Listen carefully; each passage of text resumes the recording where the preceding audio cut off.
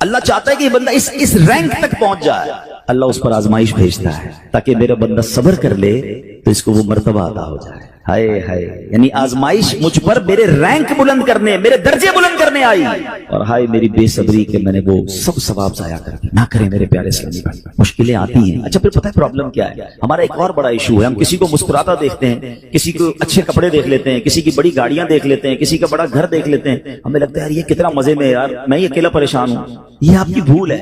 ایک بات یاد رکھیے گا، زندگی کی گاڑی مسائل کے پہیوں پر ہی چلتی ہے۔ امیر کے مسئلے اور ہیں، غریب کے مسئلے اور ہیں۔ شہرت جس کو ملی ہے نا اس کے پرابلمز اور ہیں، جو غیر معروف ہے اس کے پرابلم اور ہیں۔ زمانے میں ہر کسی کو کچھ نہ کچھ ایشو ضرور ہے۔ یہ نہ سمجھے کہ یار یہ اتنا مسکرا رہا ہے، کیا پتہ اس مسکراہٹ کے پیچھے کتنے دکھ چھپائے بیٹھا ہے۔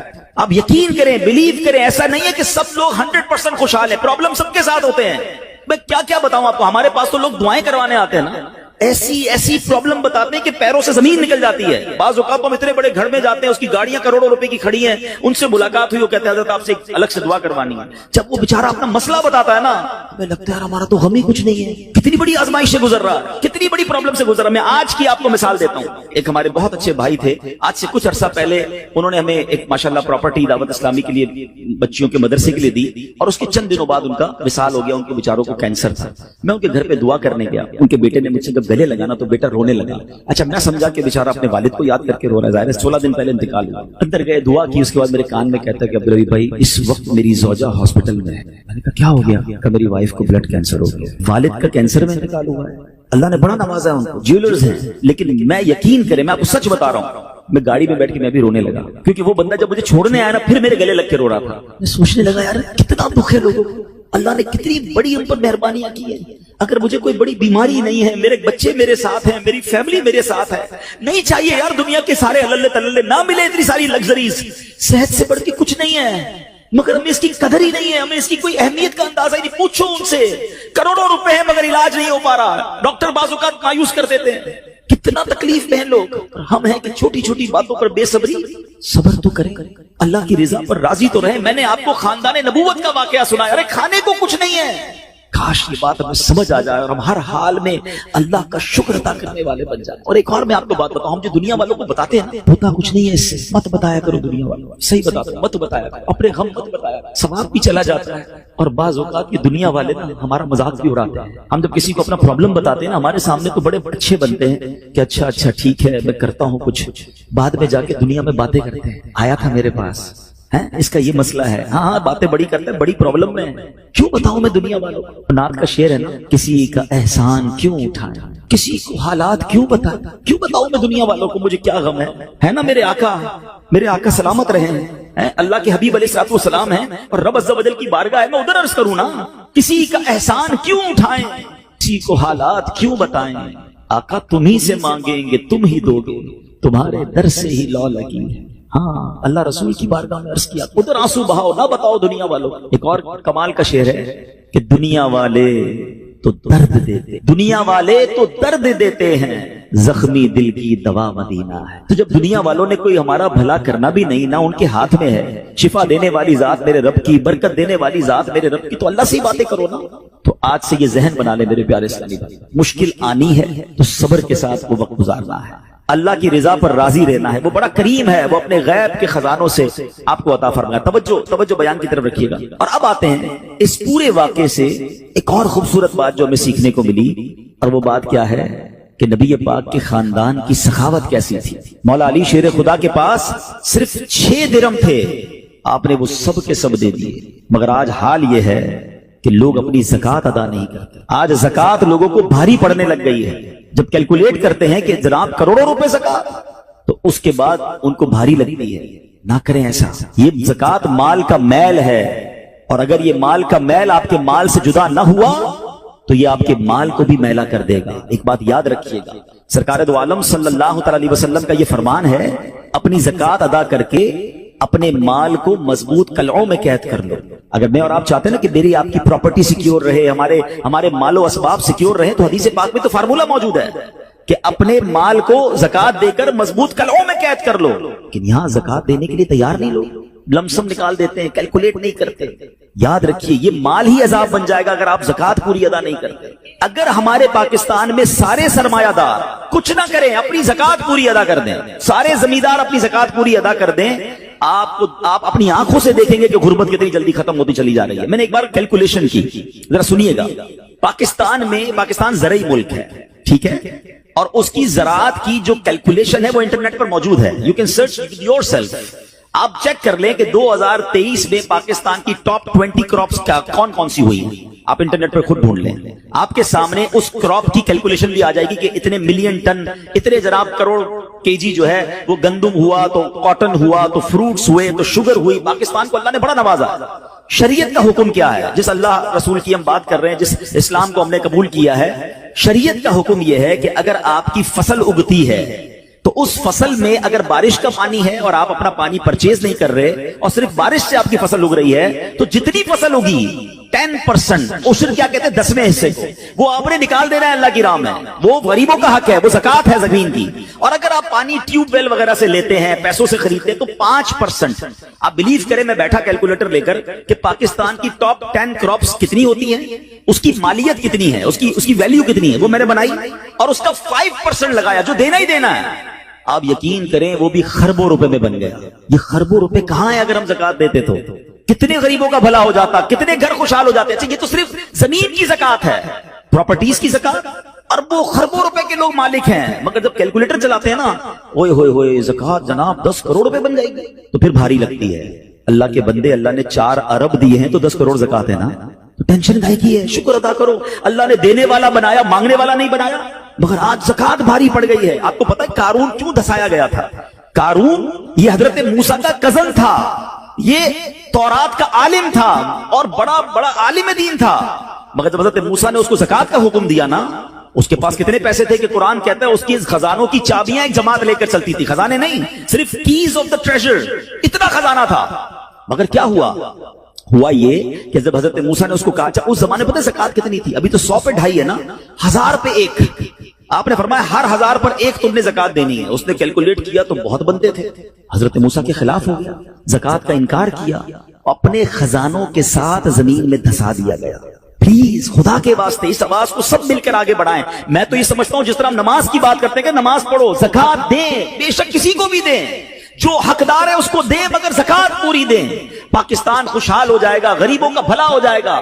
لیکن زکات جس کی ہزاروں لاکھوں میں شاید وہ نکال دیتا ہے, مگر جب زکات کروڑوں میں ہو رہی ہے تو لوگوں کے دلوں پر بوجھ بنتی جا رہی ہے. اس کو بوجھ نہ بننے دینا. میں ایک دعا کرتا ہوں آج, اگر آپ کو لگے تو آپ بھی آمین کہہ دینا. اپنے لیے تو میں کئی بار یہ دعا کرتا ہوں کہ یا اللہ مجھے وہ مال نہ دینا جس کی زکات مجھ پر بھاری ہو جائے. اہو آمین. یا اللہ وہ مال دینا کہ میں خوش دلی سے تیری راہ میں زکات دوں. اچھا یہ بھی بڑا ایشو ہے, پیسے نکلتے ہیں تو بھاری بڑے پڑتے ہیں.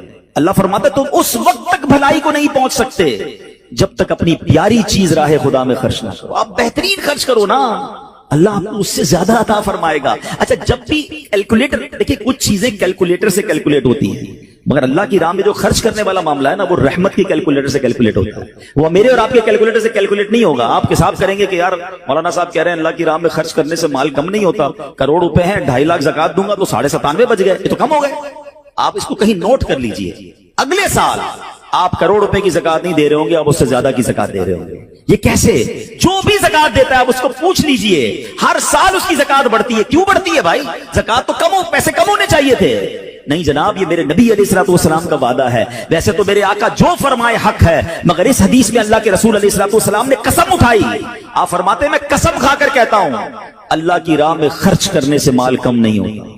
پھر تو لاک کر دو نا, پھر تو سمجھ جاؤ کہ جب نبی پاک قسم اٹھا کر فرما رہے ہیں. اچھا پھر آپ سب کو دیکھ لیں, جو بانٹ رہا ہے نا ہم ہر سال اس کا بڑھتے ہوئے دیکھ رہے ہیں, کم نہیں ہوتا. یہ بے وقوفی ہے جو یہ سوچتا ہے کہ یار دے دوں گا تو کم ہو جائے گا. نہیں. اور پھر میں آخری بات کر دوں اپنے بیان میں, جو ایک اور ایشو جو بہت بڑا ہم دیکھتے ہیں, ایک تو زکات پوری دینی ہے اور انجوائے کر کے دینی ہے, خوش دلی سے دینی ہے, مزے لے کر دینی. یہ نہیں کہ دل پر بوجھ, یار کیا کروں 1 سال ہو گیا اب تو زکات دینی پڑے گی. نہیں, یہ نہیں. دو اور انجوائے کرو, اللہ کی راہ میں خوش دلی سے دو. ایک واقعہ سن لیں, بات اور کلیریفائی ہو جائے گی. حضرت ابو جعفر اپنے زمانے کے بڑے ابدال ہیں. ان کے گھر میں ایک فقیر آیا تو انہوں نے اپنی زوجہ کو کہا کہ اپنے پاس کیا ہے دینے کے لیے؟ کہ حضور صرف 4 انڈے ہیں گھر میں, نتھنگ ایلس, 4 eggs only. کہ یہ چاروں ہی دے دو. ایمان اور عقیدہ اور بلیف دیکھیں, چاروں دے دو. चारों दे दिए। थोड़ी देर बाद दरवाजे पर दस्तक हुई, देखा तो एक बंदा टोकरी लेकर आया। कहा क्या है? बेगम से पूछा, कहा आपके दोस्त ने अंडे भिजवाए हैं। कहा कितने आए हैं? कौन साहब जरा सुनिएगा, कितने आए? कहा कि 30 आए हैं। 30 किस हिसाब से आए? हमने तो 4 दिए थे ना। अब ईमान, उनका अकीदा और उनका बिलीफ देखे, क्या 4 दिए तो 40 आने चाहिए थे। एक का 10 अल्लाह का वादा है ना। तो कहा हुजूर आए तो 40 हैं मगर 10 अंडे टूटे हुए हैं। तो आपने अपनी ज़ौजा से पूछा कि सच बताओ जो तुमने 4 दिए थे उसकी कंडीशन क्या थी? कहा हुजूर बात ये, जब मैंने 4 दिए थे ना उसमें भी 3 साबित थे, एक टूटा हुआ ही था। ये फॉर्मूला आज याद कर लो, पूरे दोगे पूरे मिलेंगे, टूटे दोगे टूटे मिलेंगे। अब आप चेक कीजिए कि जब अल्लाह की राह में खर्च करने की बारी आती है, मैं अपना माल दिल से निकलते हुए दुख हो रहा है या खुशी हो रही है, बेहतरीन दे रहा हूं या बचाने की कोशिश कर रहा हूं। हमेशा याद रखें, हम अल्लाह की राह में खर्च करते हैं, हमारे पैसे नहीं पहुंचते वहां पर, वहां नीयत पहुंचती है। अब मुझे बताओ ना यार, हम अपने लिए खर्च करते हैं बेहतरीन खाना, बेहतरीन लिबास, और गरीब को देना है तो बचा हुआ लेफ्ट ओवर। अब अच्छा, अब मैं कहता हूं 100 बंदों को नहीं खिला सकते, ना खिलाएं, 2 को खिलाएं, अच्छा खिलाएं, कोई बात नहीं। आप किसी के दिल में खुशी तो दाखिल करें, अपने घर वालों के लिए लिबास खरीद रहे हैं, 2 गरीब बच्चों के लिए वैसा ही लिबास खरीद रहे हैं, फिर देखें आपको कैसी बरकतें मिलती हैं। तो हमें इस बार ये एक अंदाज इख्तियार करना है कि हमने अल्लाह की राह में बेहतरीन खर्च करना है। इसको हम एक गलती क्या करते हैं, फितरे की, जो फितरे की जो बात है उसमें मैं आपको एक बात बता दूं। फितरा हदीस पाक में 4 किस्म का बयान हुआ है, गंदुम का, जौ का, किशमिश का और खजूर का, ठीक है। लेकिन हम बचपन से सुन रहे हैं, जब भी फितरे की बारी आती है, हम पहले 50 रुपए था वो दे दिया, 100 दे दिया, 200 दे दिया, 300 दे दिया। हमें ये पूरी हदीस या तो हमने पढ़ी नहीं थी या हमारे जहन में नहीं थी, मगर हदीस पाक में 4 किस्म का फितरा बयान हुआ है। गरीब आदमी गंदुम का फितरा देते कोई बात नहीं, मगर जो रोजाना बेहतरीन इफ्तारी कर रहा है, बेहतरीन खाने खा रहा है, सच बताओ उसको कौन सा फितरा देना चाहिए? मेरी इफ्तारी रोज अजवा खजूर से है और ईद वाले दिन मैं गंदुम का फितरा दे आता हूं। हमेशा याद रखे, अच्छा खर्च करे ना। इस बार फितरा जिसको अल्लाह ने जैसा नवाजा है, गरीब आदमी के लिए बात नहीं कर रहा, जिसको नवाजा है रब ने। क्या हम कभी ऐसा करते हैं कि ईद की शॉपिंग के लिए जाएं, दुकानदार से कहें कि यार जो कपड़ा सबसे सस्ता है वो निकाल दो, सबसे सस्ते जूते निकाल दो, मैंने ईद पढ़नी है। बेहतरीन चाहिए, अपने लिए बेहतरीन लेना है, अल्लाह की राह में लोएस्ट वाला फितरा देना है। खुद गौर करें, खर्च कीजिएगा, दिल से करें, अल्लाह और नवाजेगा। और ये तो वक्त है लोगों को बांटने का, ये वक्त है मुसलमान भाइयों का हाथ पकड़ने का, गरीबों की मदद करने का, किसी की इफ्तारी अच्छी कर दें, किसी की सहरी अच्छी कर दें, किसी को लिबास देकर उसकी ईद अच्छी कर दें। ना जाने किसकी दुआ के सदके आपका बेड़ा पार हो जाएगा। तो है मेरे प्यारे इस्लामी भाइयों, जो मैंने मौला अली शेर खुदा करमल्लाहु तआला वजहुल करीम और उनके खानदान का वाकया सुनाया, उसमें मैसेज ही ये था कि सखावत इसको कहते हैं। ये है अल्लाह की राह में खर्च करना, जो कैसे बलाओं को और बीमारियों को दूर करता है। मगर आज हाल ये है, यकीन जाने दुख होता है जब हम मिलते हैं लोगों से, उनकी वेल्थ पता होती है मगर ज़कात पूरी देने के लिए कोई तैयार नहीं है। खुदा रसूल के वास्ते आप भी और ये पैगाम को आम करें। मैं नहीं कहता आप दावत इस्लामी को दें कि ज़कात तो पूरी दो यार, ये वो माल है जो आप मारे जाओगे, ये माल आपके लिए अजाब का बाइस बन जाएगा। और वल्लाह, मैं 2-4 दिन पहले एक बिजनेसमैन के पास गया, बाज़ औक़ात हमें बिजनेसमैन भी सिखा रहे होते हैं। क्या कमाल की उसने मुझे बात कही, वो कहते हैं अब्दुल हबीब भाई मेरा ये पैगाम जरा बिजनेस कम्युनिटी तक पहुंचाइएगा कि जो ज़कात नहीं देते ना और जो खर्च नहीं करते, उनको पता ही नहीं है वो कितना बड़ा लॉस कर रहे हैं। मैं जब से मैंने बांटना शुरू किया है, मेरे माल में ऐसे बरकत आई है, मैं खुद हैरान हूं। मेरे सामने डील होती थी, वो मुझे नजर नहीं आती थी, मैं इधर अल्लाह की राह में सदका करता हूं, ऐसा लगता है आंखों से पर्दा उठता है, मेरा काम हो जाता है। तो उनको बताइए आप अपना खुद नुकसान कर रहे हैं अल्लाह की राह में खर्च ना करके। तो ये ड्यूटी है, बचपन से सुना था इस्लाम के 5 पिलर हैं, तौहीद, रोजा, नमाज, हज और ज़कात। हम ज़कात को तो ऐसे इग्नोर कर बैठे हैं कि जनाब दे दी अपनी मर्जी से, कोई 5 लाख देता है, कोई 10 लाख देता है, ज़कात किसको जा रही है ये भी नहीं सोच रहे कि मेरी ज़कात का ये मुस्तहिक है कि नहीं, मैं जिस ऑर्गेनाइजेशन को दे रहा हूं उसके पास कोई ज़कात अदा करने का सही फार्मूला है कि नहीं, या मैं जिस बंदे को दे रहा हूं वो ज़कात का मुस्तहिक है कि नहीं। बस सर से एक बोझ उतारना है, लमसम अमाउंट दे देनी है, ये नहीं चलेगा।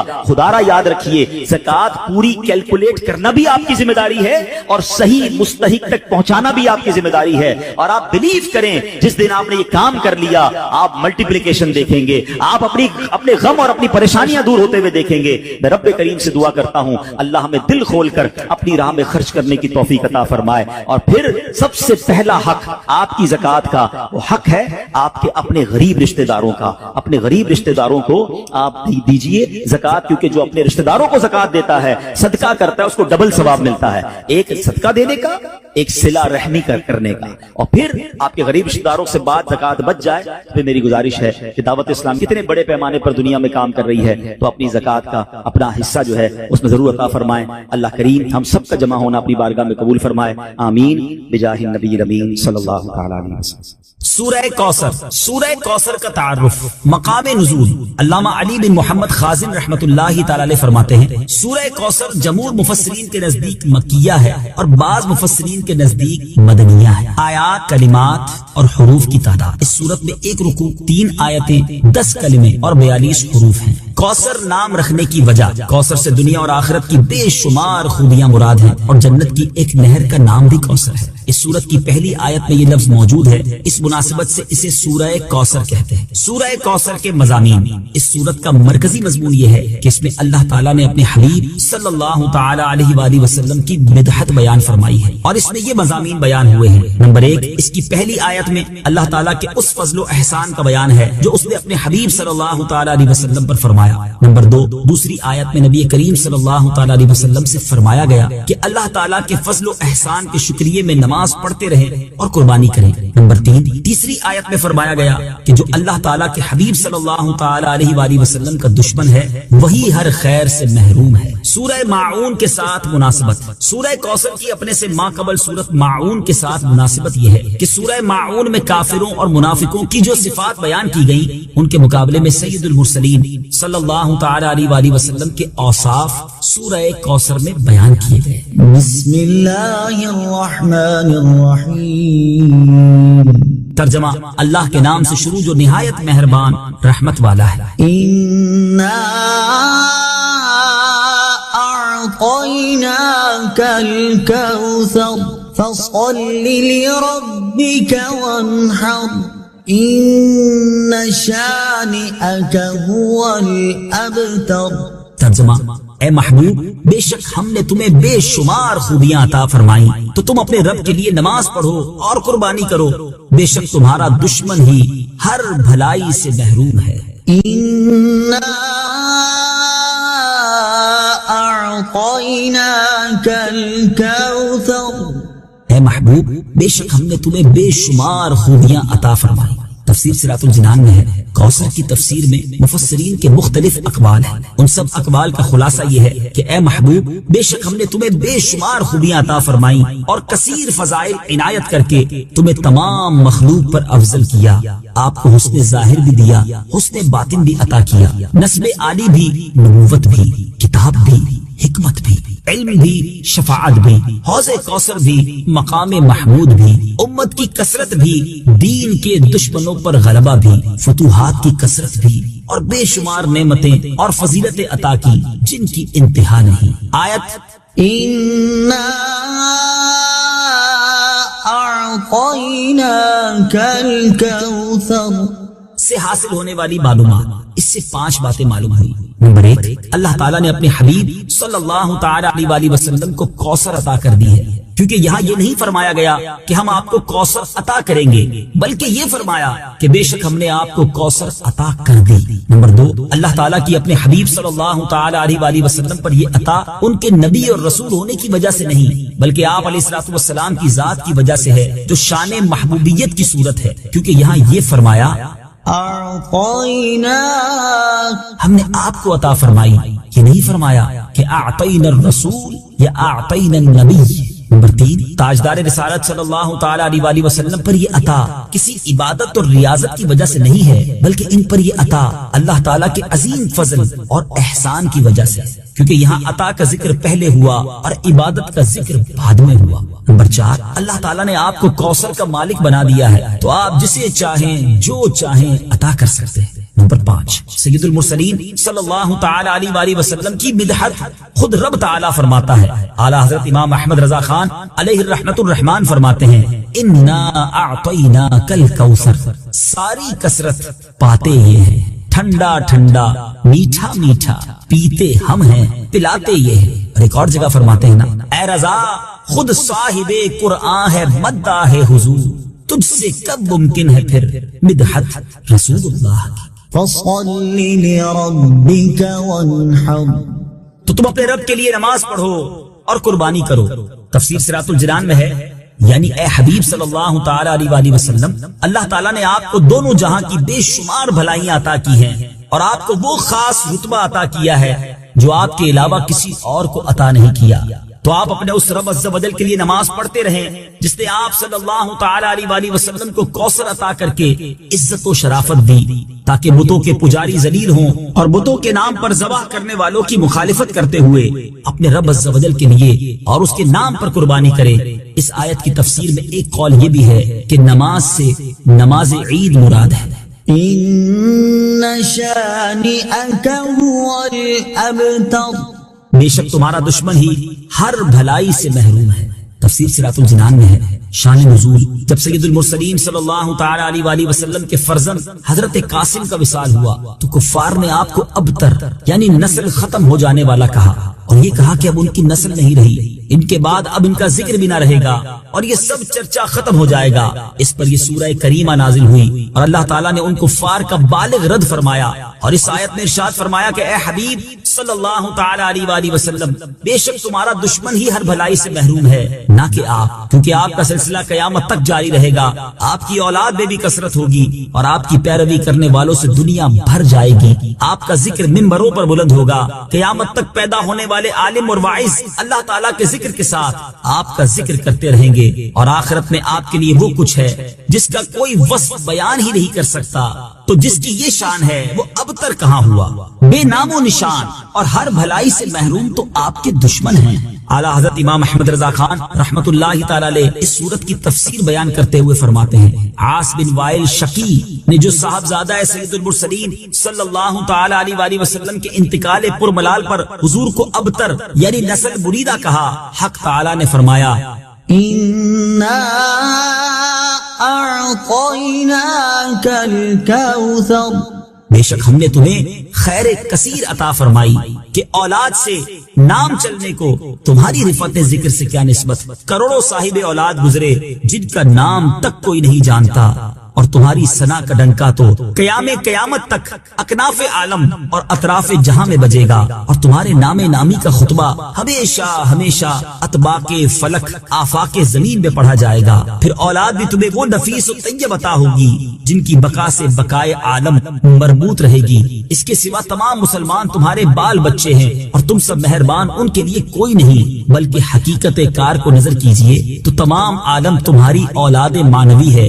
کہ تم نہ ہوتے تو کچھ بھی نہ ہوتا، اور تمہارے ہی نور سے سب کی آفرینش ہوئی۔ اسی لیے جب ابو البشر آدم تمہیں یاد کرتے تو یوں کہتے، یا ابنی صورتن و ابایا معنن، اے ظاہر میں میرے بیٹے اور حقیقت میں میرے باپ۔ پھر آخرت میں جو تمہیں ملنا ہے اس کا حال تو خدا ہی جانے، جب اس کی یہ عنایت بے غایت تم پر مبذول ہو تو تم ان اشقیاء کی زبان درازی پر کیوں ملول ہو، بلکہ فصل لربك وانحر رب کے شکرانے میں اس کے لیے نماز پڑھو اور قربانی کرو۔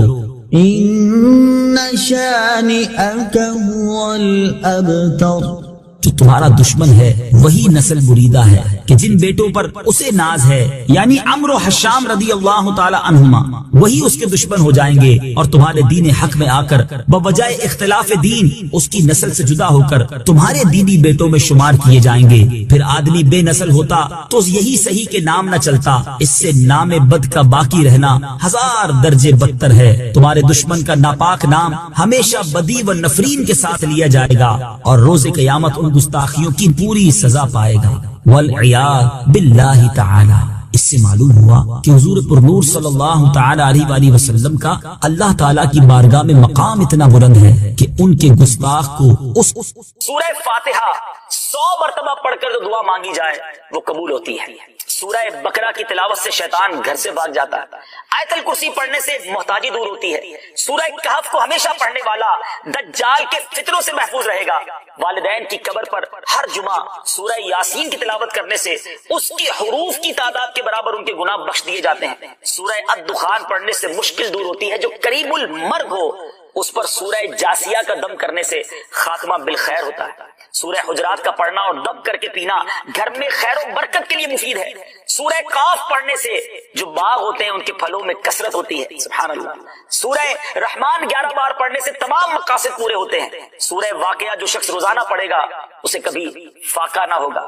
سورہ ملک کو ہر رات پڑھنے والا عذاب قبر سے محفوظ رہے گا. سورہ مزمل کو 11 بار پڑھنے سے ہر مشکل آسان ہو جاتی ہے. سورہ مدثر کو پڑھ کر حفظ قرآن کی دعا مانگنے سے قرآن کریم کا یاد کرنا آسان ہو جاتا ہے. جو بچے حفظ کر رہے ہیں ان کے لیے زبردست وظیفہ ہے. سورہ النازعات پڑھنے سے جاں کنی کی تکلیف نہیں ہوگی. سورہ دحا پڑھنے سے بھاگا ہوا آدمی واپس آ جائے گا. سورہ علم نشرح کو جس مال پر پڑھ دیا جائے اس میں خوب برکت ہوتی ہے. سورہ تین والزیتون جو ہے 3 مرتبہ پڑھنے سے اخلاق و کردار بہتر ہوتے ہیں. سورہ علق میں جوڑوں کے درد کا علاج ہے. سورہ قدر جو صبح و شام پڑھے اللہ عز و جل اس کی عزت بڑھا دے گا. سورہ بینہ برس اور یرکان کا علاج ہے. جس آدمی یا جانور کو نظر لگی ہو اس پر سورہ عادیات کا دم مفید ہے. سورہ قارعہ پڑھنے سے بلاؤں سے حفاظت رہتی ہے. سورہ تکاثر کو 300 بار پڑھنے سے جلد قرض ادا ہو جاتا ہے. کئی لوگ کہتے ہیں جناب قرض بہت ہے, چلے قرآن کا وظیفہ لے لیں. الہاکم التکاثر یہ جو سورت ہے 300 بار پڑھنے سے بہت جلد قرض اتر جاتا ہے. سورہ عصر پڑھنے سے غم دور ہو جاتا ہے. سورہ ہمزہ اور سورہ فیل دشمن کے شر سے حفاظت کے لیے, اور سورہ قریش جان کی حفاظت کے لیے بڑی مجرب ہے, بڑا کمال کا وظیفہ ہے. سورہ ماعون بڑی مشکل کے وقت میں پڑھنا بہت مفید ہے. سورہ کوثر کی تلاوت سے بے اولاد صاحب اولاد ہو جاتا ہے. کئی بے اولاد بھی وظائف مانگ رہے ہوتے ہیں. سورہ کافرون 1/4 قرآن کے برابر ہے. سورہ زلزال نصف قرآن کے برابر ہے. سورہ اخلاص 1/3 قرآن کے برابر ہے. اور سورہ فلق اور سورہ ناس سے جن اور شیطان اور حاسدوں کے شر سے حفاظت رہتی ہے. پھر کیوں نہ ہم قرآن سے دوستی کر لیں, کیوں نہ قرآن کو اپنا ورد بنا لیں. Cholesterol, blood pressure, sugar test کرواتے ہو نا, صحت کے لیے ٹیسٹ کرانا چاہیے, اچھی بات. لیکن ہم ان بیماریوں کے بارے میں بہت زیادہ کانشیس ہیں. میرا سوال ہے یہ بیماریاں کیا بگاڑ لیں گی آپ کا؟ اینڈ آف دا ڈے جان لے لیں گی نا. میں اس بیماری کا ذکر کر رہا ہوں جو اگر دل پہ بس گئی تو ایمان لے لے. بتاؤ کون سی خطرناک بیماری ایمان لینے والی نا؟ nobody try to understand. کوئی اس کو ڈائگنوز کرنے کے لیے بھی تیار نہیں ہے. اس پوری کائنات میں سب سے پہلا جو گناہ ہوا, فرسٹ ایور سن, سب سے پہلا گناہ وہ کیا تھا؟ تکبر ہی تھا. شیطان نے سجدہ نہیں کیا تھا نا, اللہ میں اس سے بہتر ہوں, I am best. خلقتنی من نار وخلقتہ من طین. اللہ تو نے مجھے آگ سے بنایا, اسے مٹی سے بنایا, حضرت آدم کو. شیطان نے بڑی عبادتیں کی, بڑا علم بھی تھا, فرشتوں کا استاد تھا, جنت کا خزانچی تھا. Once in a lifetime اس نے تکبر کیا, ساری عبادتیں برباد, نورانیت چہرے کی چھین دی گئی, اللہ کی بارگاہ سے مردود قرار دے دیا گیا. مجھے ایک بات بتاؤ, جس نے ایک بار تکبر کیا اس کا یہ حال ہوا, جو روز تکبر, جو بار بار تکبر کرتا ہے اس کا کیا بنے گا؟ انہ لا یحب المستکبرین. بے شک وہ مغروروں کو پسند نہیں فرماتا. اور ایک حدیث تو بچپن سے آپ نے سنی ہوگی نا, کہ جس کے دل میں رائی کے دانے کے برابر تکبر ہوگا. رائی کا دانہ بہت چھوٹا سا ہوتا ہے, ڈاٹ, نقطہ. اس کا مطلب یہ ہوا کہ اتنا سا بھی تکبر جس کے دل میں ہوگا نا, اللہ کے نبی علیہ الصلوۃ والسلام فرماتے ہیں کہ وہ جنت میں نہیں جائے گا. اب سوچئے, جس کا دل بھرا ہوا ہے تکبر سے, اس کا تو پتہ نہیں کیا حال ہوگا. رائی کے دانے کے برابر تکبر بھی ایکسیپٹیبل نہیں ہے. تو یہ بات انڈرسٹینڈ ہو گئی کہ بڑا گناہ ہے, کائنات میں ہونے والا بھی سب سے پہلا گناہ ہے, اور کبیرہ گناہوں میں سے گناہ ہے. ایک بہت ہی خوبصورت حدیث پاک ہے. میرے آقا علیہ الصلوۃ والسلام فرماتے ہیں, من صلی علیہ صلاۃ واحدۃ صلی اللہ علیہ عشرہ. جو کوئی شخص مجھ پر ایک بار درود پاک پڑھے, اللہ کریم اس پر اپنی 10 رحمتیں نازل فرمائے. فرمایا من صلی علیہ عشرا صلی اللہ علیہ مئۃ. جو مجھ پر 10 بار درود پاک پڑھے, رب کریم اس پر 100 رحمتیں نازل فرماتا ہے. فرمایا ومن صلی علیہ مئۃ صلی اللہ علیہ الفا. جو مجھ پر 100 بار درود پاک پڑھے, اللہ اس پر 1000 رحمتیں نازل فرماتا ہے. کاروباری لوگ بیٹھے ہیں, ہم نارملی اپنے سرمایہ کو ملٹیپل کرنے کی کوشش کر رہے ہوتے ہیں. اس کی ملٹیپلیکیشن دیکھیے, 1 درود 10 رحمتیں, 10 درود 100 رحمتیں, 100 درود 1000 رحمتیں. اگر میں اور آپ چاہتے ہیں کہ دن رات مجھ پر رحمتوں کی برسات رہے, میری سیکیورٹی رہے, میں گھر سے جاؤں تو خیر سے جاؤں, خیر سے واپس آؤں, تو درود پاک کو اپنا ورد بنائیے. مگر اس حدیث کا جو اگلا پارٹ ہے نا, وہ اور بڑا ہی خوبصورت ہے. آقا فرماتے علیہ الصلوۃ والسلام ومن صلی علیہ الفا. جو مجھ پر 1000 بار درود پاک پڑھے, زحمت کتفہ کتفی علی باب الجنہ. آقا فرماتے جنت کے دروازے پر اس کا کاندھا میرے کاندھے سے چھو رہا ہو.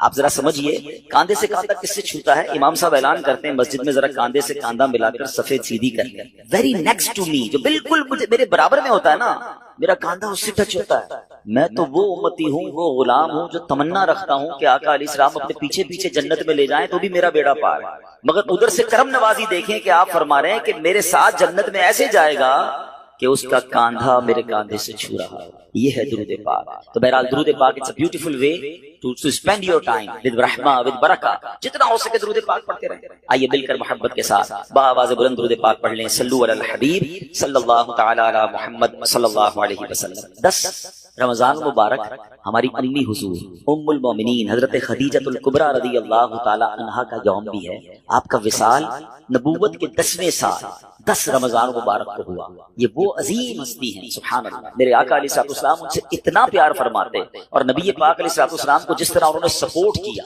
یہ اسلام کے ابتدائی ایام تھے، یعنی ہماری خواتین کے لیے وہ رول ماڈل ہیں کہ اپنے شوہر کے ساتھ برتاؤ کیسا ہونا چاہیے. اور اسپیشلی ٹف ٹائم میں آپ طیبہ، طاہرہ، زاہدہ، صدیقہ، اور آپ عظیم ہستی ہیں کہ نبی پاک علیہ الصلوۃ والسلام کی جو پہلی زوجہ ہیں وہ آپ ہیں. اور جب تک آپ نبی پاک علیہ الصلوۃ والسلام کی زوجیت میں رہی، میرے آقا علیہ الصلوۃ والسلام نے کوئی دوسرا نکاح نہیں فرمایا. ایک اور خوبصورت بات کہ پیارے آقا علیہ الصلوۃ والسلام کی تمام اولاد میں سوائے حضرت ابراہیم کے جتنی اولاد ہے وہ سب حضرت خدیجہ الکبریٰ رضی اللہ تعالی عنہا سے ہے. اور سبحان اللہ رہتی دنیا کے سیدوں کی نانی جان جو ہیں وہ حضرت خدیجہ الکبریٰ رضی اللہ تعالی عنہا ہے. جنت المعلا میں آپ کا مزار شریف موجود ہے، مکہ مکرمہ میں. اللہ تربت حضرت خدیجہ پر اپنی کروڑوں رحمتوں کی بارش نازل فرمائے اور ان کے صدقے ہماری مغفرت فرمائے اور ہماری ماؤں بہنوں کو ان کی سیرت سے اپنی زندگی میں امپلیمنٹیشن کرنے کی توفیق عطا فرمائے. چونکہ بات خاندان نبوت کی ہوئی ہے اور سبحان اللہ، آئیے اسی خاندان کی نسبت سے میں ایک بڑا ہی ایمان افروز آپ کو واقعہ سناتا ہوں جس ایک واقعے میں ہم سب کے لیے بہت کچھ ہے.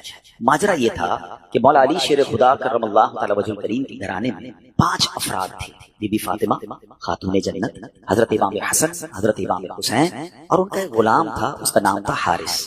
یہ 5 افراد رہتے تھے اور 3 دن گزر گئے ان کے پاس کھانے کو کچھ نہیں. 3 دن تک فاقہ ہے، کھانے کو کچھ نہیں. خاتون جنت بی بی فاطمہ رضی اللہ تعالیٰ عنہ نے مولا علی سے کہا اے علی جا کر میرا یہ لباس بیچ کر آ جا. ذرا میں تھوڑا سا واقعہ یہ بریک کرتا ہوں، ہم ساتھ ساتھ سیکھتے بھی جائیں گے تو انشاءاللہ آج بیان میں آنے کا مقصد بھی پورا ہو جائے گا. یہ گھرانہ کون سا ہے؟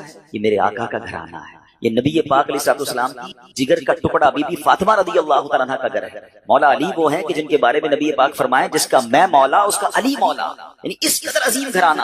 اور سرکار دو عالم علیہ الصلوۃ والسلام کے پاس نعمتوں کی کوئی کمی؟ آپ تو وجہ تخلیق کائنات ہے نا.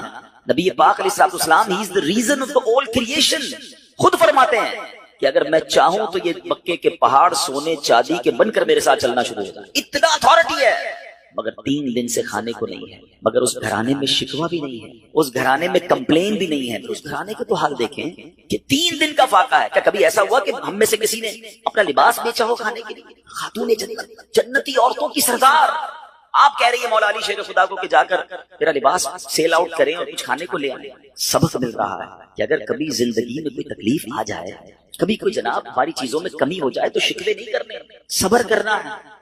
ہمیں تو جناب تھوڑا سا کاروبار ڈاؤن ہو جائے، تھوڑی مارکیٹ ڈاؤن ہو جائے، تھوڑا سا جناب کوئی نقصان ہو جائے تو ہمارا تو چہرہ ہی بتا دیتا ہے کہ لگتا ہے بہت بڑا لاس ہو گیا ہے. نہیں جناب، زباں پر شکوے رنجو علم لایا نہیں کرتے، زباں پر شکوے رنجو علم لایا نہیں کرتے، نبی کے نام لیوا غم سے گھبرایا نہیں کرتے. اب ذرا آگے سنیے. مولا علی شیر خدا کرم اللہ تعالی وجہ الکریم وہ لباس مارکیٹ میں جا کے سیل آؤٹ کرتے ہیں. وہ لباس بکتا ہے 6 درہم. ٹھیک ہے، اب لاجک تو یہ کہتی ہے کہ 6 درہم کا اناج خریدیں اور گھر والوں کے لیے کھانا لے کر جائیں. اسی دوران ایک سائل آ جاتا ہے، ایک اللہ کا بندہ آتا ہے، کہتا ہے اے ابو الحسن میں بہت غریب ہوں، مجھے اللہ کے نام پہ کچھ دے دو. اچھا، اب ہم جیسا کوئی آدمی ہوتا تو 6 میں سے چلے، اگر بہت سخاوت بھی ہوتی تو چلے 1 درہم اسے دے دیتا. مگر یہ گھرانہ کیسا گھرانہ ہے، سخاوت کیسی ہے اس گھرانے میں. مولا علی شیر خدا نے 6 کے 6 درہم اس فقیر کو دے دیے. اگین ایمپٹی ہینڈڈ، سب دے دیے. थोड़ा आगे चले तो एक आराबी आया और आकर कहता है, उसके पास ऊँटनी थी कि ए अबुल हसन, मौला अली की ये कुन्नियत थी, ये ऊँटनी खरीदोगे? मौला अली कहते मेरे पास तो पैसे ही नहीं। तो कहा उधार खरीद, कितनी की देनी? कहा 100 दिरहम। आपने ऊँटनी खरीदी। थोड़ा और आगे गया तो एक और आराबी आया, एक और अरबी शख्स कहता है, ए अली ये ऊँटनी बेचनी है? बेचनी। तो कितनी की खरीदी है? कैसा क्वेश्चन है? बिजनेस कम्युनिटी के लोग बैठे हैं ना, हमसे को पूछ ले आपकी कॉस्ट क्या है, उसके बाद तो जनाब वो कलाबे लगती हैं, भाई अल्लाह की कसम मेरी तो कॉस्ट ही इतने की है। अच्छा हमें समझ नहीं आती, बंदा पहले कॉस्ट 1000 रुपए बताता है, थोड़ी नेगोशिएशन करो तो 950 पे आ जाता है। यार अभी तो आप कसमें खा रहे थे मेरी 1000 की कॉस्ट है। हमारा ये हाल है। मौला अली शेर खुदा, घर में खाने को कुछ नहीं है, आप फरमाते हैं 100 दिरहम की खरीदी। सच को आंच नहीं है। वो बंदा कहता है 160 की देनी है? बिल्कुल देनी है। 160 में आपने सेल कर दी। थोड़ा आगे गए तो पहले वाला जो अरबी था वो आया, कहा अली वो ऊँटनी कहाँ गई? मैंने बेच दी, अब मेरे पैसे दे दो। आपने 100 दिरहम दे दिए। खुशी खुशी घर आए और बीबी फातिमा के हाथ में 60 दिरहम रख दिए। खातून जन्नत कहती है, अली मेरा जोड़ा इतना कीमती तो नहीं था कि 60 दिरहम का बिक जाता। सुनो मौला अली का, कहते मैंने अल्लाह से तिजारत की, मैंने अल्लाह से कारोबार किया है, 6 मिले थे वो अल्लाह की राह में खर्च किए, अल्लाह ने मुझे 60 लौटा। आए अब सुनिए, अब आगे सुनिए इसकी और इस वाक्य का खूबसूरत टर्न और सुनिएगा, ईमान ताजा हो जाएगा। इस घराने की शान क्या है? आला हजरत इमाम अहले सुन्नत लिखते हैं ना, क्या बात रजा उस चमनिस्तान करम की, क्या बात रजा उस चमनिस्तान करम की, ज़हरा है कली जिसमें हुसैन और हसन थी। ये घराना ही चमनिस्तान करम है। अब जब सुबह बारगाह रिसालत में गए तो नबी पाक अलैहिस्सलाम को ये बताते, मौला अली बताते, इससे पहले सरवरे कायनात अलैहिस्सलाम सवाल करते हैं, ए अली तुम्हारा कल तुम्हारे साथ जो मामला हुआ तुम जानते हो क्या था? मौला अली कहते हैं अल्लाह आलम व रसूलु आलम, हुजूर आप ही बता दे मामला क्या था। कहा ए अली जो तुम्हें ऊँटनी बेचने आए थे वो कोई और नहीं, वो हजरत मीकाईल अलैहिस्सलाम थे। ए अली जो तुमसे ऊँटनी खरीदने आए थे ना, वो हजरत जिब्राईल अलैहिस्सलाम थे। और जानना चाहोगे वो ऊँटनी कौन सी थी? ये वही ऊँटनी है कि जिस पर मेरी बेटी बीबी फातिमा खातून जन्नत कयामत के रोज सवारी करेंगे। ऐसा सखी घराना है जो तुमसे न मांगू तो फिर किससे मांगू, तुम्हारा तो सारा घराना सखी है। अब इस एक वाक्य से इतना कुछ है हमारे लिए, मैं कुछ और बयान ना भी करूं ना, आज इसी एक वाक्य को मैं परत ब परत खोलता चला जाऊं तो ये एक इंसिडेंट, ये एक beautiful story of the family of रसूलुल्लाह सल्लल्लाहु अलैहि वसल्लम में क्या कुछ सिखा रही है। कनात किसको कहते हैं, सब्र किसको कहते हैं, अल्लाह की रिजा पर राजी रहना किसको कहते हैं, और फिर सखावत किसको कहते हैं, अल्लाह पर भरोसा किसको कहते हैं। तो बहुत अजीबो गरीब लोग हो गए हैं, हमें तो असबाब पर भरोसा है, हमारी तो कैलकुलेटर से कैलकुलेशन चलती है कि नहीं जनाब इतने साल मेहनत करूंगा तो ये मिलेगा। अपने प्लान ही खत्म नहीं होते। थोड़ा सा जनाब हमारा प्लान डिस्टर्ब हो जाए तो लोग मायूसी वाली बातें, डिप्रेशन में चले जाते हैं, लोग माद अल्लाह सुसाइड की बातें करने लग जाते हैं। किधर गया रब पर भरोसा? ना करें ऐसा। बाज औकात आजमाया जाता है, बाज औकात इसमें बहुत सारी हिकमतें होती हैं। एक और हदीस पाक का वाकया सुनाऊंगा, फिर अपने टॉपिक की तरफ दोबारा आते हैं। कमाल का वाकया, और ये वाकया नबी पाक अलैहिस्सलाम ने सहाबा को सुनाया। हजरत अबू हुरैरा रज़ियल्लाहु तआला अन्हु इस हदीस के रावी हैं। हजरत अबू हुरैरा कहते हैं कि नबी पाक अलैहिस्सलाम ने हमें यह वाकया सुनाया कि बनी इसराइल में 3 शख्स थे। अब जरा गौर से सुनिए, हम में से कई लोग ऐसे हैं जो पिछले 5, 10, 15 सालों में अल्लाह ने उनको बड़ा उरूज दिया है। अल्लाह आपको और तरक्की दे, आपके रिज़्क़ हलाल में अल्लाह और बरकत दे। मगर गौर से सुनिए, आका अलैहिस्सलाम फरमाते बनी इसराइल में 3 लोग थे, अल्लाह करीम को उनकी आजमाइश मकसूद हुई, उनका एग्जामिनेशन मकसूद हुई। वो तीनों बंदे कौन थे? उसमें एक बंदा था जिसको बर्स का मर्ज, कोढ़ का मर्ज होता है, एक बंदा था जिसकी आंखें नहीं थी, नाबीना था, और एक बंदा था जिसके बाल ही नहीं आते थे, गंजा था। उसकी तमन्ना बड़ी थी कि बाल आ जाए। तीनों किसी न किसी प्रॉब्लम, किसी कैलेमिटी, किसी डिफिकल्टी में थे। अल्लाह ने एक फरिश्ता भेजा उनके। सबसे पहले फरिश्ता गया बर्स के मरीज के पास, जिसके जिस्म पर दाग थे, अजीबो गरीब उसकी जिल्द थी, स्किन थी, लोग उससे दूर हटते। उसने बर्स के मरीज को कहा कि भाई ये बताओ तुम्हारी सबसे बड़ी तमन्ना क्या है? वो कहता है मेरी सबसे बड़ी तमन्ना ये मेरी बीमारी दूर हो जाए, लोग मुझसे दूर हो जाते हैं, मेरी बॉडी पर अजीब अजीब किस्म के दाग हैं। फरिश्ते ने दुआ की, उसके जिस्म पर हाथ फेरा, उसकी बॉडी बिल्कुल ठीक हो गई। कहा ये बताओ तुम्हें माल कौन सा अच्छा लगता है? तो वो बंदा कहता है कि मुझे जो है वो ऊँटनी बड़ी पसंद है।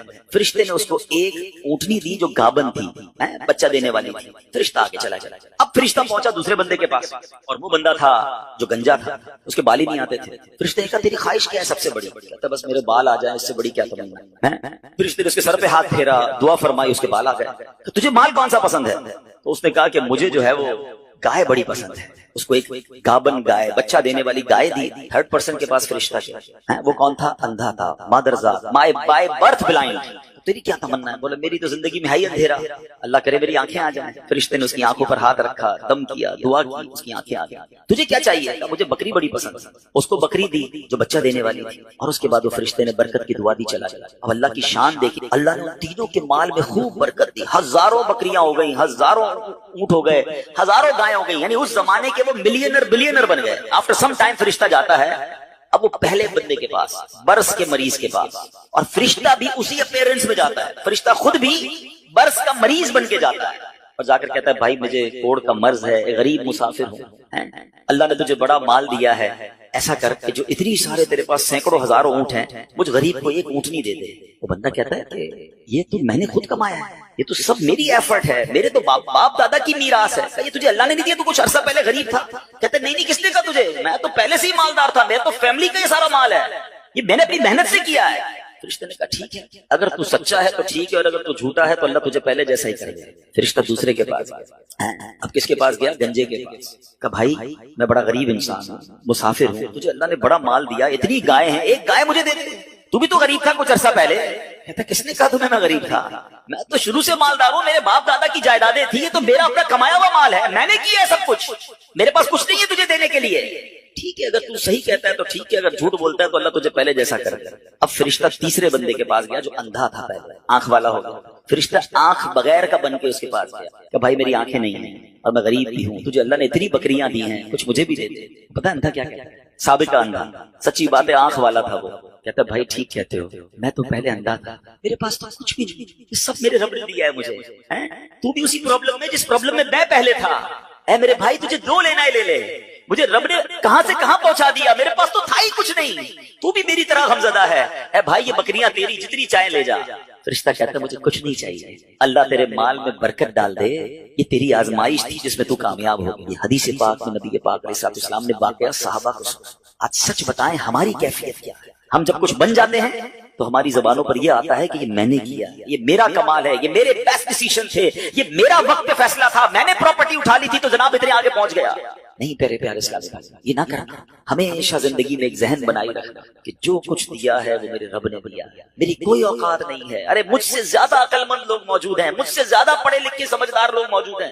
اگر رب نے مجھے نوازا ہے تو یہ صرف اس کی مہربانی ہے. اور جب بندہ اترانے لگ جاتا ہے, جب اپنی شہرت, اپنے مال, اپنی عزت پر یہ گھمنڈ اختیار کرتا, تو ایک بات یاد رکھیے گا, وَتُعِزُّ مَن تَشَاءُ وَتُذِلُّ مَن تَشَاءُ بِيَدِكَ الْخَيْرُ. اللہ جسے چاہے عزت دیتا ہے, جسے چاہے ذلیل فرما دیتا ہے.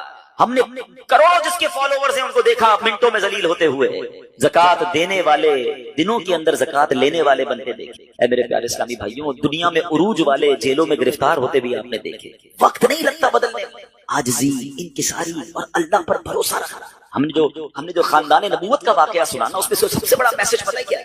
کہ آزمائشیں آتی ہیں, ہم نے اس آزمائش پر صبر کرنا. ہم بے صبری کر جاتے ہیں. قرآن مجید فرقان حمید میں رب عز و جل نے واضح اعلان فرما دیا, یعنی کمال دیکھیں, ہمیں پہلے سے بتا دیا تمہارا ایگزامینیشن آنے والا ہے. کیا فرمایا؟ وَلَنَبْلُوَنَّكُمْ بِشَيْءٍ مِّنَ الْخَوْفِ وَالْجُوعِ وَنَقْصٍ مِّنَ الْأَمْوَالِ وَالْأَنفُسِ وَالثَّمَرَاتِ. یعنی اللہ نے فرمایا ان قریب تمہیں آزمائیں گے, بی ریڈی, بی کیئرفل, آپ کا ایگزام ہونے والا ہے. اچھا یہ بھی نہیں فرمایا کہ کسی بھی چیز سے ایگزام ہو جائے گا, ہمیں ایگزامینیشن کے کوسچن بھی بتا دیے کہ کیا کیا ٹیسٹ آ سکتا ہے. ہم کہتے ہیں ذرا گیس پیپر تو بتائیں کوسچنز کیا ہوں گے. قرآن نے بتا دیا ہے کہ کیا کیا ٹینشن آ سکتی ہے. کیا فرمایا؟ بِشَيْءٍ مِّنَ الْخَوْفِ, کبھی خوف آئے گا, ڈر لگے گا, دشمن سامنے آ جائیں گے, بچوں کے لیے خوف ہو جائے گا, ماحول آپ کے آس پاس کا ڈینجرس ہو سکتا ہے.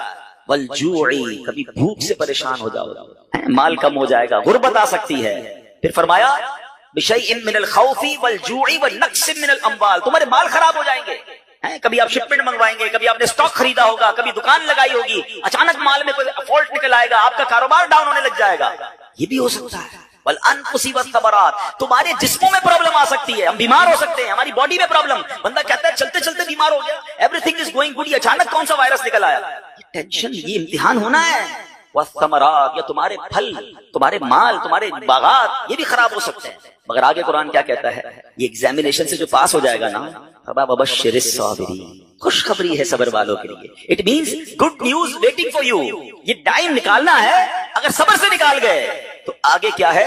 خوشخبری موجود ہے، الذین اذا اصابتهم مصیبہ قالوا انا للہ وانا الیہ راجعون، کہ جب ان پر کوئی مصیبت آتی ہے تو وہ کیا کہتے؟ واویلا نہیں کرتے، کہتے اللہ ہی کا مال ہے، اللہ ہی کی طرف لوٹ جانا۔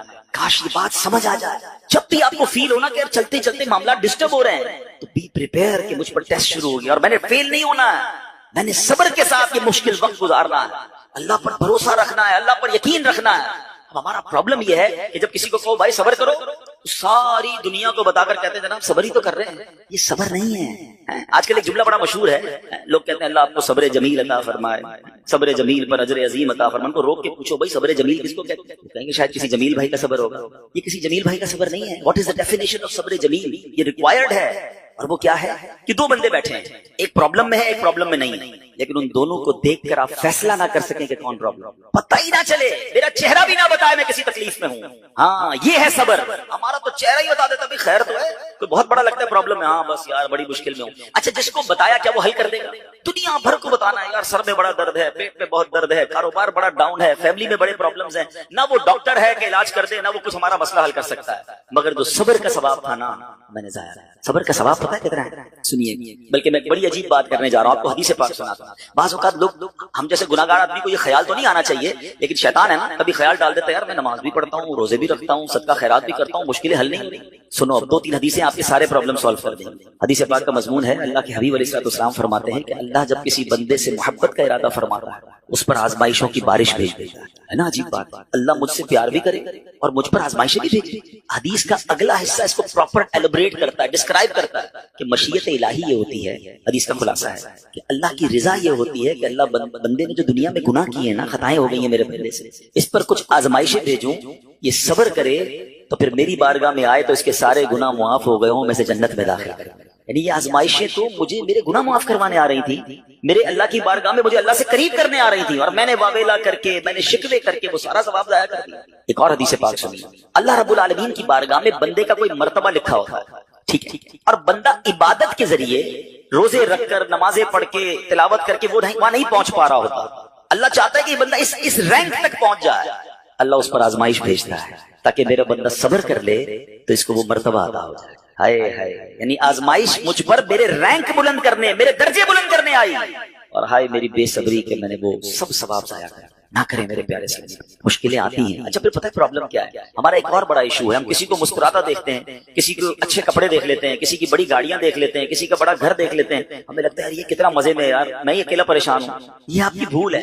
ایک بات یاد رکھیے گا، زندگی کی گاڑی مسائل کے پہیوں پر ہی چلتی ہے، امیر کے مسئلے اور ہیں، غریب کے مسئلے اور ہیں، شہرت جس کو ملی ہے نا اس کے پرابلمز اور ہیں، جو غیر معروف ہے اس کی پرابلم اور ہے۔ زمانے میں ہر کسی کو کچھ نہ کچھ ایشو ضرور ہے، یہ نہ سمجھے کہ یار یہ اتنا مسکرا رہا ہے، کیا پتہ اس مسکراہٹ کے پیچھے کتنے دکھ چھپائے بیٹھا ہے۔ آپ یقین کریں، بلیو کریں، ایسا نہیں ہے کہ سب لوگ 100% خوشحال ہیں، پرابلم سب کے ساتھ ہوتے ہیں۔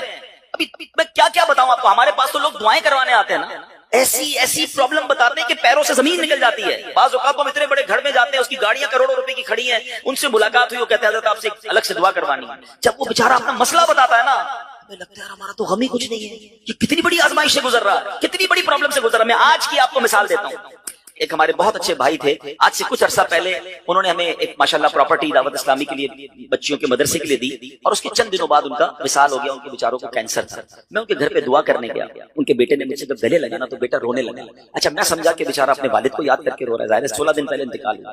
اندر گئے، دعا کی، اس کے بعد میرے کان میں کہتا ہے کہ عبدالرحیم بھائی اس وقت میری زوجہ ہاسپٹل میں ہے۔ کیا ہو گیا؟ کہ میری وائف کو بلڈ کینسر ہو گیا، والد کا کینسر میں انتقال ہوا ہے۔ اللہ نے بڑا نوازا ہے ان کو، جیولرز ہیں، لیکن میں یقین کریں، میں آپ کو سچ بتا رہا ہوں، میں گاڑی میں بیٹھ کے میں بھی رونے لگا، کیونکہ وہ بندہ جب مجھے چھوڑنے آیا نا پھر میرے گلے لگ کے رو رہا تھا۔ میں سوچنے لگا یار کتنا دکھ ہے لوگوں، اللہ نے کتنی بڑی اوپر مہربانیاں کی ہے۔ اگر مجھے کوئی بڑی بیماری نہیں ہے، میرے بچے میرے ساتھ